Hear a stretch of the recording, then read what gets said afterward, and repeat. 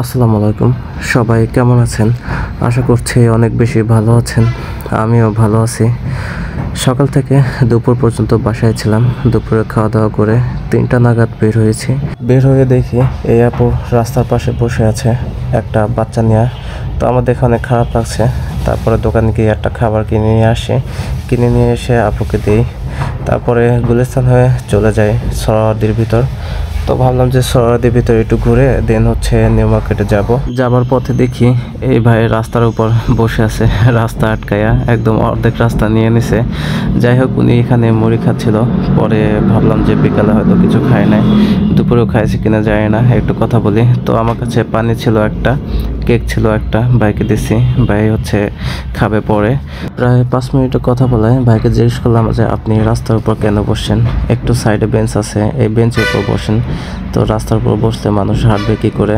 পরে বললো যে না, আমার রাস্তা বসতে ভালো লাগে, এই আর কি। যাই হোক, উনি এখানে রীতিমতোই থাকে, হ্যাঁ, সবসময় থাকে এই সরাওয়ার্দীর ভিতরে।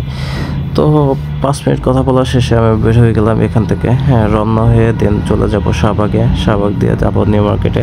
মেইন রোডে বের হবার পর নিজের একটু ভিআইপি মনে হইতেছে, যেমন রাস্তা পুরোই ফাঁকা।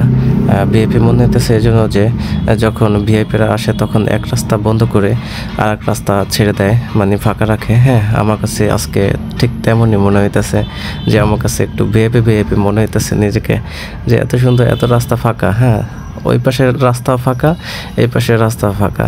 আর আমার সামনে শাহবাগে। আর শাহবাগে তো সবসময় জ্যাম থাকে, বাট এত ফাঁকা কেন বুঝলাম না। শাহবাগ হয়ে কোথাও গেলেও অনেকটা ভয় কাজ করে। আর শাহবাগে যে পরিমাণ আন্দোলন হয়, এই জন্যই আমার ভয় কাজ করে।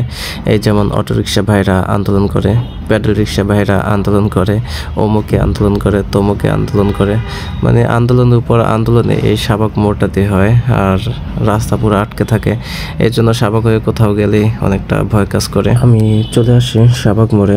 সবাই ভালো থাকবেন। আজকের ভিডিওটা এই পর্যন্তই। আল্লাহ হাফেজ।